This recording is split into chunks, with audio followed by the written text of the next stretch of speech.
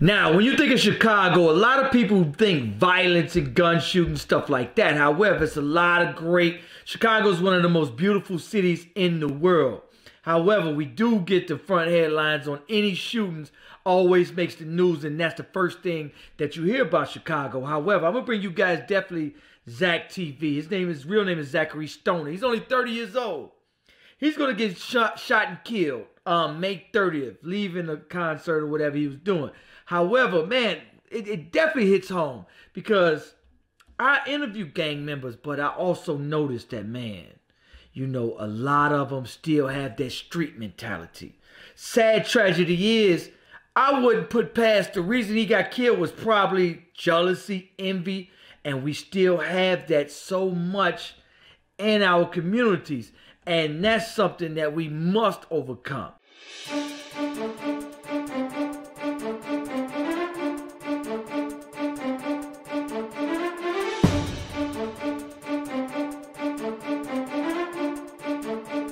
So now, everybody that knew him have nothing but great things to say about him. And one thing about that nigga Zack, I'm gonna tell y'all one thing about Zack TV. One thing about Zack TV,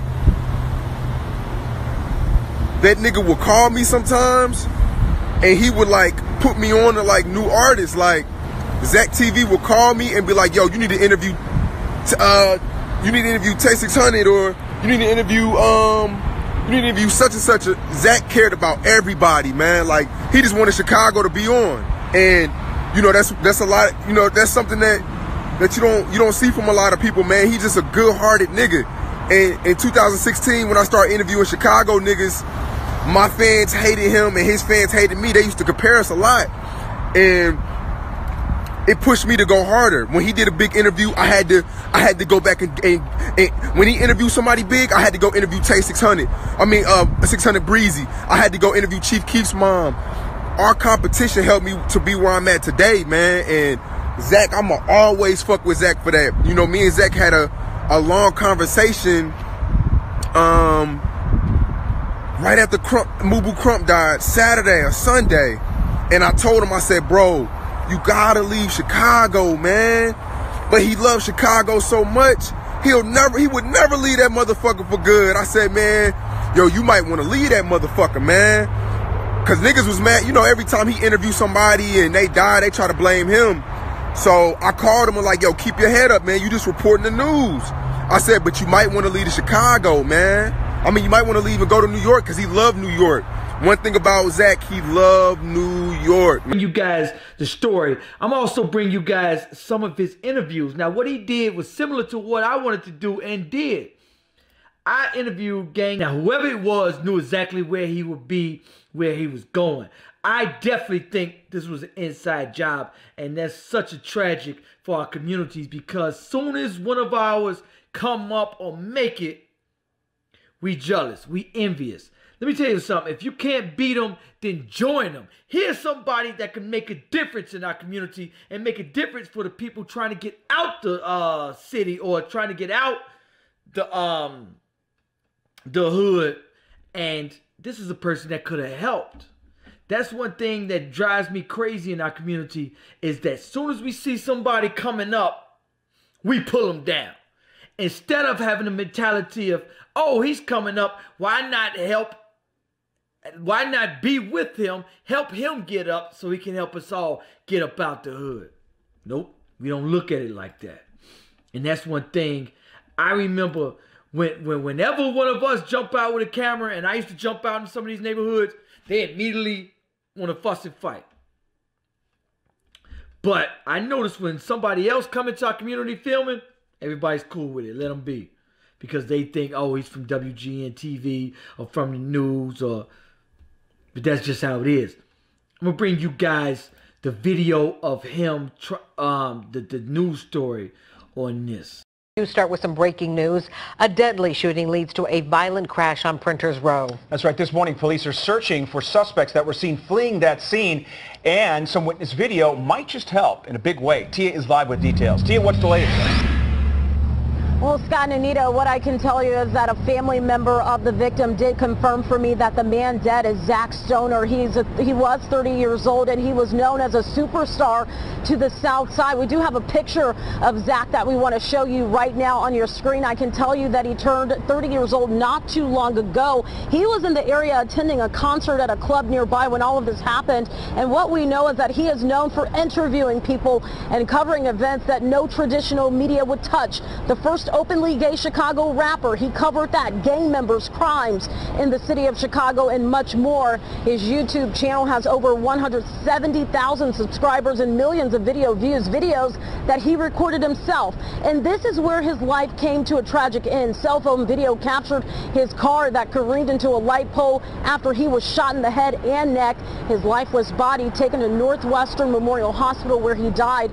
The video captured by a nearby resident at around 1:30 this morning shows two people getting out of a car, and they start running to a getaway car. They were greeted by two others. They speed off in that car. Stoner was driving here the 700 block of South Clark Street when a gray or black Chevy Caprice pulled up, and inside someone started shooting. Mike Wilson was nearby, and he heard all of the commotion. A whole bunch of gunshots. And then I heard someone screaming. And when I came around the corner, there was a whole bunch of people standing there saying they killed Jack. And who's Jack? Do you know who Jack is? I guess that's the guy in the car. And then they jumped in another car and left. The first car, when the shooting went flying past that way, it was like a beige van. I didn't see who was in that car. So you heard him say they shot Jack. What he really meant was Zack in that case. Chicago police did tell me that they are looking for a light-colored Jeep.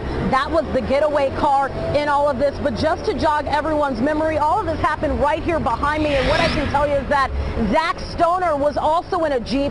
That crashed into a pole here. The getaway car was, again, a light-colored Jeep. And the car that they believe that the suspects were in, where all of the shooting was fired from, that was a dark-colored, older model Chevy Caprice. So hopefully that jogs someone's memory, because as of right now, there was no one in custody for this tragic crime. So this is why I do what I do. We are at a state of emergency. We must talk solutions in our communities. One of the things I say is we must patronize businesses in our communities. We know where the problem is. It starts in the home. It starts in the home.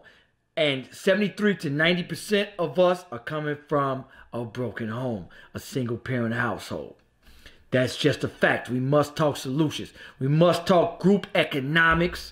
We must spend money at the businesses in our community that bring money back into our community, so these young children will have a job and spend money and not out there gang banging and plotting on somebody else, man. And this is just another sad tragedy of, and what I think is probably jealousy and envy. This man did videos for people, and I think he did them for free. He had like over 1,000 videos on there.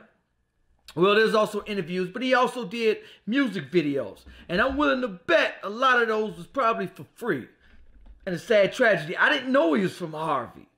And I'm going to show you guys a video of an interview that he did with the guy from Harvey. Check this out. Live on Zack TV1, who do we finally have in the building? Harvey World, what the fuck up? Your boy Black Don. Salute Zack TV, Joe. What's up, my boy? What's the word? How you been? You good? Consistency, bro. You know, just working. Last time I seen Black the Don, it was in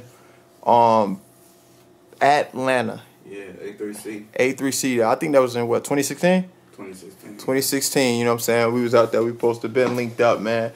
You was out there making noise, man, working as usual, man. Yeah, facts.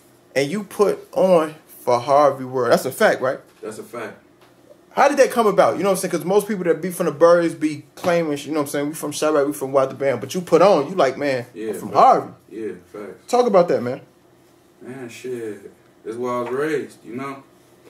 Like, you know, I had the club before all this social media shit, before the rap shit, you know what I'm saying? I only been rapping for like 7 years. It just made 7 years. There was a guy that he interviewed from Harvey, and he did great work. He did great work.